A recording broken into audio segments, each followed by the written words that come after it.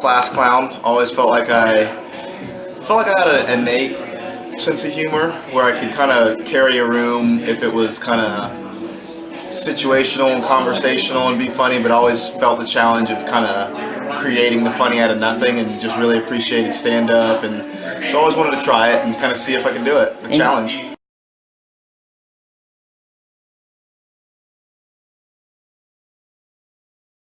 Like talking to a girl for the first time. Just that nervousness, but then once you do get that first chuckle, that first laugh, it's like nothing else. It really is that adrenaline rush of like, it's that hard, but it's that easy at the same time.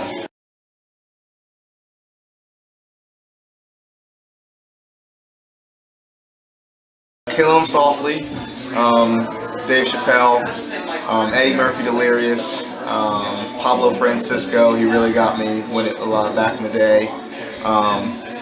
Newer stuff, listen to Bill Burr a lot. I don't know, Netflix has really kind of opened the game in terms of a lot of things, just being available to a lot of content. So just a lot of just new age comics, but no, just like all styles.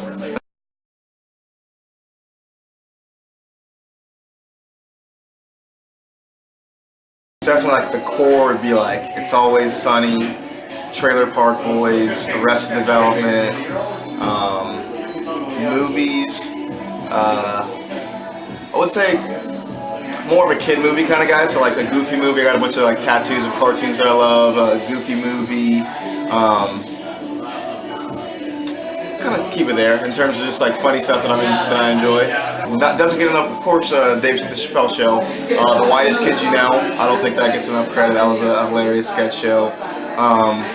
Key and Peele has some good bits on there. I feel like a lot of those sketch shows get 1 or 2 seasons and kind of fall by the wayside, but there's some hidden gems out there if you look for them.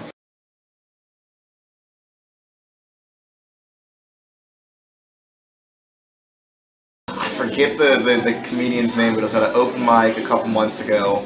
A guy said that I feel like the idea that people got for birthdays was from when Jesus had his birthday on Christmas, and that's why everybody was like, you know what, I can do this. I kind of butchered his setup, but it was just the insight and just kind of how he spun it on Jesus having Christmas and everybody figuring out I can have a birthday too was just hilarious to me, that kind of insightfulness.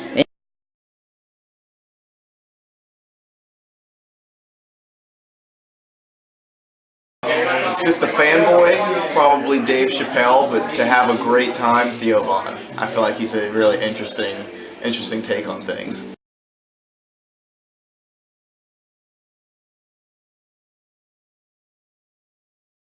Patrice O'Neal, Tony Hinchcliffe, Dave Chappelle, Bill Burr,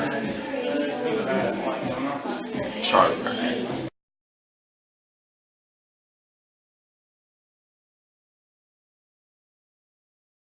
Definitely want to try improv. I'm excited to see an improv show, but I do want to try comedy writing as well. Like I mentioned, I'm super in a group of people. I can definitely carry the comedy conversation, but it's that kind of spark that was the challenge. So comedy writing and improv for sure.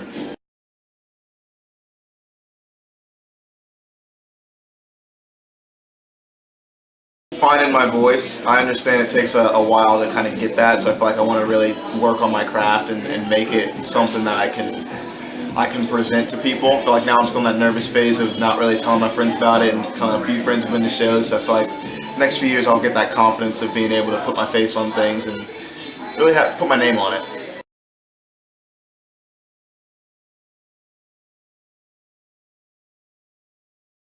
You can find me on Instagram at __Bunky, BUNKY __.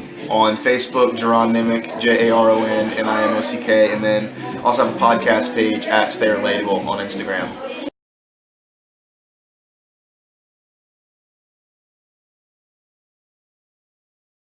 I want them to laugh at things they already know in a different way. I want them to know exactly what I'm talking about, but never have thought about that, and kind of take away with a little bit of education, but that memory of it's not all bad. You know, bring the positive light to everything.